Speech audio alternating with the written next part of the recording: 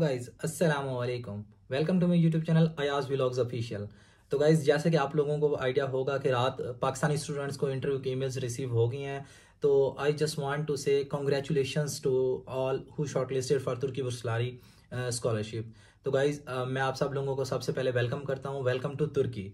जो लोग शॉर्टलिस्ट हो गए हैं तो उन लोगों को तुर्की में मेरी तरफ से बहुत बहुत वेलकम। तो गाइज ये एक बहुत ही प्यारी सी फीलिंग होती है कि जब आप लोगों को आपकी मेहनत का सिला मिलता है कि लाइक आप लोगों ने इतनी मंथ स्ट्रगल की होती है और फाइनली जब आपको एक रिजल्ट की अनाउंसमेंट मिलती है तो उसकी क्या ही फीलिंग होती है कि आप लोगों ने मतलब अपनी जो अचीवमेंट होती है वो आप लोगों ने उसको विन किया होता है और आप अपनी स्ट्रगल में कामयाब हो गए होते हैं। तो लेकिन जो लोग इंटरव्यू देने के बाद भी शॉर्ट लिस्ट नहीं हुए या जिनका खुद इंटरव्यू ही नहीं हुआ, तो गाइज आप लोगों ने सैड नहीं होना। तो आप लोगों ने अगले साल नेक्स्ट ईयर ज़्यादा मोटिवेशन से आप लोगों ने स्ट्रगल करनी है। अपनी वीकनेस जो भी आपकी प्रोफाइल्स में कमी वगैरह थी आप लोगों ने उनको सॉल्ट आउट करना है और इंशाल्लाह ट्राई नेक्स्ट ईयर आप लोगों ने ट्राई करनी है कि आप लोगों की इंशाल्लाह नेक्स्ट ईयर स्कॉलरशिप लग जाए। तो गाइज ये मेरी वीडियो है आज उन लोगों के लिए जिन लोगों की आज स्कॉलरशिप लग गया है। तो पाकिस्तानी स्टूडेंट्स को रात तकरीबन कोई 11:30 का टाइम था तो उनको इंटरव्यू ईमेल्स रिसीव हो गई हैं। तो जो बच्चे सिलेक्ट हो गए हैं तो अब उनको जो फर्दर प्रोसेस वगैरह है तो वो किस तरह से करना है। तो गाइज सबसे पहले मैं आप लोगों को अपने रिजल्ट की डे की आप लोगों को थोड़ा बहुत बताता हूँ कि जिस रात को मेरा रिजल्ट आया था उस टाइम क्या फीलिंग्स थी। तो गाइज जैसा कि मेरा इंटरव्यू भी मतलब जून में हुआ था, 25 जून का मेरा इंटरव्यू हुआ था। तो उसके बाद हम लोगों ने भी काफ़ी सी ये बातें वगैरह सुनी थी कि यार इंटरव्यू के ये जो लोग शॉर्टलिस्ट होते हैं तो उसका मतलब ये नहीं होता कि आप लोगों की मतलब स्कॉलरशिप लग गई। और वाकई है भी ऐसा ही, मतलब मेरे साथ के कलीग्स जिनकी जो लोग वो भी मतलब इंटरव्यू के लिए शॉर्टलिस्ट हुए थे लेकिन देन फाइनल ईमेल में ना उनको सिलेक्ट नहीं किया गया। तो एक काफ़ी ये एक मेरे साथ भी एक ये चीज़ थी कि भाई जिस रात को इंटरव्यू मतलब रिजल्ट एक्सपेक्टेड था हम लोगों को थोड़ा बहुत बताया गया कि भाई इस डेट तक ना in first week of August में ना आप लोगों का रिजल्ट आना है। तो उस रात को जिस रात को रिजल्ट आया तो मैं उस रात को अपनी फैमिली के साथ बैठा था। तो आंटी बैठी थी, अम्मी वगैरह सारे बैठे थे। तो जैसे ही मतलब रिजल्ट की अनाउंसमेंट हुई ना तो ग्रुप्स वगैरह में शोर आ गया, सारे मतलब पोस्टें करने लग गए कि अल्हम्दुलिल्लाह शॉर्टलिस्ट, अल्हम्दुलिल्लाह शॉर्टलिस्ट। तो मैं जो था ना वो एक चीज़ बहुत मतलब फीलिंग थी कि यार क्या पता मैं शॉर्टलिस्ट हूँ या नहीं हूँ, क्या मैं विन की स्कॉलरशिप मैंने या नहीं विन की। तो एक अजीब सी फीलिंग होती है कि मतलब आपको डर भी हो रहा होता है और ये चीज़ की खुशी भी होती है कि यार अगर शॉर्टलिस्ट हो गया तो फर्दर क्या करूँगा, क्या क्या चीज़ें होंगी ये वो। तो जैसे ही उस रात को मैं मतलब रात के मेरा 8 अगस्त को रात के तकरीबन कोई 11-12 का टाइम था, रिजल्ट की अनाउंसमेंट हुई थी। तो मैंने मोबाइल को चार्ज पे लगाया हुआ था। तो जैसे ही मैं मतलब मोबाइल को मैं उठाया तो मैंने देखा कि फेसबुक में सारी पोस्टें थी।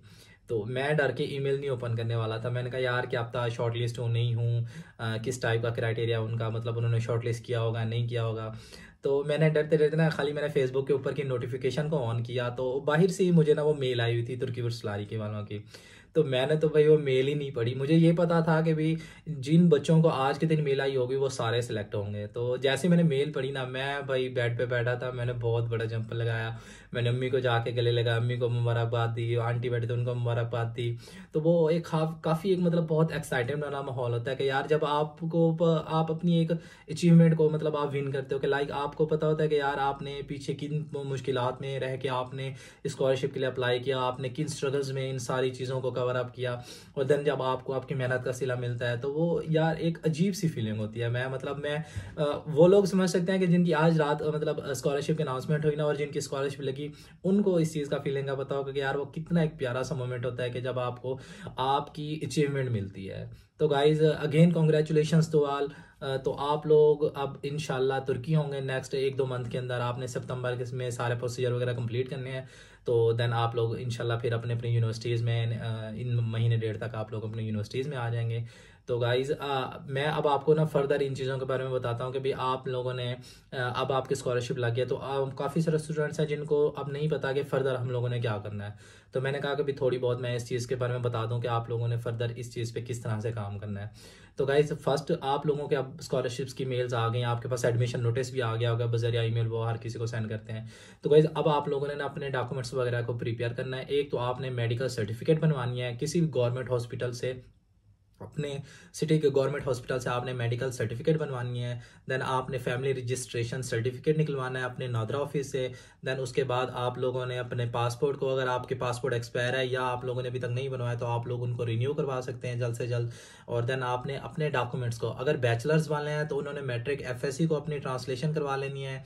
अगर आप लोग मास्टर्स के लिए आप लोगों ने अप्लाई किया तो आप अपनी बैचलर्स की डिग्री, ट्रांसक्रिप्ट, मेडिकल सर्टिफिकेट और पासपोर्ट, आपने इन 4 डॉक्यूमेंट्स को अपने सिटी के लिहाज से, लाइक अगर कोई इस्लामाबाद वाले हैं तो इस्लामाबाद में एक ट्रांसलेशन की वो बैठी हैं ऑनरेबल मिस इम्तियाज़, तो आपने उनसे जाके डॉक्यूमेंट्स की ट्रांसलेशन करानी है। इसी तरह कराची में भी हैं, लाहौर में भी हैं। तो आप ये हमारे पाकिस्तान में नहीं, इन 3 सिटीज़ में ना मतलब ट्रांसलेशन वगैरह के लिए वो टर्किश की जो होती है ना ओनर्स बैठी होती हैं, तो आपने वहाँ पे जाके उनसे ट्रांसलेशन वगैरह डॉक्यूमेंट्स करवाने हैं। तो वो आपसे पर डॉक्यूमेंट्स के लिहाज से, पिछली बार जब हमने अप्लाई किया था तो हमसे उन्होंने पर डॉक्यूमेंट्स के लिहाज से 1000 लिए थे। तो अब आपके से है कि भी समटाइम्स अब हो सकता है मे बी रेट उनके थोड़े हाई हों या जिस तरह से। तो मैं आपको ये सजेस्ट करूँगा कि समटाइम्स कुछ लोग कहते हैं कि यार डॉक्यूमेंट्स की ट्रांसलेशन की जरूरत नहीं, आप लोग वहाँ पे जाके करा सकते हो, लेकिन गाइज वहाँ पे भी आपको फिर इशू होता है, आपको दोबारा यूनिवर्सिटी से कॉन्टैक्ट करना पड़ता है, आपको इंटरनेशनल ऑफिस वाले ले जाते हैं, दोबारा से आपके ट्रांसलेशन होते हैं, डॉक्यूमेंट्स होते हैं, मतलब आपकी रजिस्ट्रेशन वहाँ पे थोड़ी लेट हो जाती है। तो मैं आपको ये सजेस्ट करूँगा कि आप लोग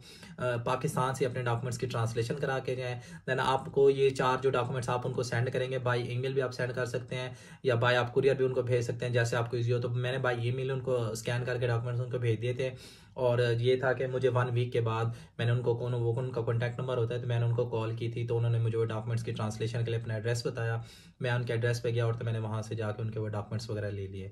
तो जैसे आप लोगों ने ये 4 डॉक्यूमेंट्स को ट्रांसलेट करवाना है, देन आप लोगों ने उसके बाद जाना है मूफा के पास जाना है। मूफा से आप लोगों ने ये सारे डॉक्यूमेंट्स को, जो थे आपकी फैमिली रजिस्ट्रेशन सर्टिफिकेट हो गई, पोलियो सर्टिफिकेट भी आप लोगों ने बनवा लेना है। देन आपके पास वो होगी मेडिकल सर्टिफिकेट भी हो गई, आपके ये डॉक्यूमेंट्स भी हो गए। आपने इन सारे डॉक्यूमेंट्स को ना आप लोगों ने क्या काम करना है, ओरिजिनल डॉक्यूमेंट जो आपकी बैचलर्स की डिग्री थी और ट्रांसक्रिप्ट थी और आपकी मेडिकल सर्टिफिकेट थी और फैमिली रजिस्ट्रेशन सर्टिफिकेट थी, आपने इनको मूफा से ट्रांसलेट आपने अटेस्ट करवा लेना है।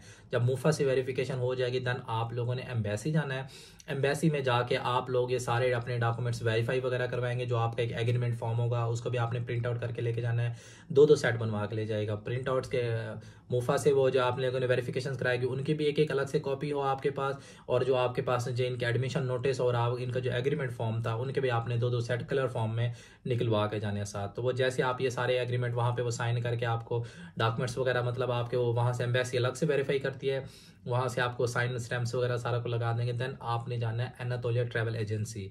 एनातोलिया ट्रैवल एजेंसी में जाके देन आप लोगों ने उनको बताना है कि आप टर्की बुर्सलारी स्कॉलरशिप के कैंडिडेट्स हैं, तो आपसे कोई चार्ज नहीं लेंगे। मतलब ये था कि पिछली बार जब हमारे फेलोज वगैरह गए थे ना, तो एनातोलिया ट्रैवल एजेंसी ने कहा था कि भी आप लोग हमें पे करें, देन हम जाके आपका वीज़ा प्रोसेस करेंगे, खुद करेंगे। लेकिन एम्बेसी जो हम टर्की बुर्सलारी स्कॉलरशिप के जो स्टूडेंट्स होते हैं, हमारा वीज़ा खुद एम्बेसी खुद प्रोसेस करती है और हम लोगों ने कोई चार्ज नहीं पे करने होते, हमारा वीज़ा भी फ्री लगता है। तो जस्ट आपने उन्हें कहना है कि आप मेरी रजिस्ट्रेशन करके मुझे फॉर्म दे दें, तो मैंने एम्बेसी खुद जाना है। तो उसके बाद वो आपको रजिस्ट्रेशन करके एक फॉर्म दे देते हैं, वो आप लेके एम्बेसी जाते हो। एम्बेसी आपको 20 to 30 मिनट्स के अंदर ना आपको दोबारा से वो आपको मतलब उधर ही बैठ के आप बैठ जाते हो, आपको 20 to 30 मिनट्स में आपको वीज़ा मिल जाता है। देन फिर आप वो वीज़े के बारे में अपनी डिटेल्स वगैरह बता दे, तो उसका आपका जो पोर्टल होगा टर्की बुर्सलारी स्कॉलरशिप का, जो वो स्कॉलरशिप विन होने के बाद वो चेंज हो जाता है, वो मतलब फर्दर अपडेट में आ जाता है। तो देन आप वहाँ पे अपनी जो फ्लाइट टिकट डेट्स होती हैं सारा कुछ आप उनको सिलेक्ट करते हो कि मुझे इस डेट को फ़्लाइट की टिकट्स चाहिए, तो आप उस डेट को फिर उनकी फ़्लाइट्स की डेट्स बताते हो। तो देन ये होता है कि आपको 8 से 10 दिन बाद 12 दिन बाद आपको डॉर्मिटरी की कंफर्मेशन और आपकी फ़्लाइट्स की कंफर्मेशन की आपको मेल्स आ जाते हैं कि ये आपकी टिकट है और ये आपकी फ़्लाइट है। तो देन फिर आप उस रात को या उस दिन मतलब जिस टाइम भी आपकी फ़्लाइट होती है, तो देन आप उस दिन इस्लामाबाद, लाहौर या कराची जहाँ से भी आपकी होती है, तो आप फर्दर फिर वहाँ से मूव ऑन कर जाते हो। तो गाइज ये था सारा प्रोसीजर। तो मैं आपको फर्दर इन सारी चीज़ों के बारे में एक अलग अलग वीडियो बना के भी आपको डिटेल से गाइड कर दूंगा। तो ये मेरे जो दोस्त सेलेक्ट हुए थे ना टर्की बुर्सलारी के लिए, तो उनके ये एक शॉर्ट सी क्यूरीज थी कि भाई हम लोग अब क्या करें। तो मैंने कहा कि मैं एक छोटी सी वीडियो बना देता हूँ जिनमें इन चीज़ों के बारे में एक हल्का फुल्का सा हाईलाइट दे देता हूँ, ताकि आप लोगों को थोड़ा बहुत आइडिया हो कि अब स्टेप्स कौन कौन से चलेंगे। तो देन उसके बाद मैं आप लोगों को डिटेल से बताऊँगा कि ट्रांसलेशन के लिए मैं इनके इस्लामाबाद, लाहौर और जो कराची में इनके जो ट्रांसलेशन ऑफिस हैं या जो ये लोग ट्रांसलेट करते हैं, मैं उनके कॉन्टैक्ट नंबर अपने उसमें कमेंट सेक्शन में दे दूँगा। आप वहाँ से जाके उनके कॉन्टैक्ट्स अपने अपने सिटी के लिहाज से आप देख सकते हैं, वहाँ पे जाके आप उनसे कांटेक्ट करें और उनको आप डॉक्यूमेंट्स भेज सकते हैं और देन वो आपकी ट्रांसलेशन करेंगे और 1 वीक के बाद आप जाकर उनसे डॉक्यूमेंट्स कलेक्ट कर सकते हैं। इसी तरह ये सारे जो डॉक्यूमेंट्स आप लोगों ने प्रिपेयर करने हैं तो मैं आपको डिटेल से इन सारी चीज़ों के बारे में गाइड करूँगा। तो जिन चीज़ों की आप लोगों को अब समझ नहीं आ रही तो फर्दर आप मुझसे कमेंट सेक्शन में पूछ सकते हैं, तो मैं आप लोगों को फर्दर उस चीज़ के बारे में भी गाइडलाइन कर दूँगा। तो गाइज़ ये थी आज की वीडियो।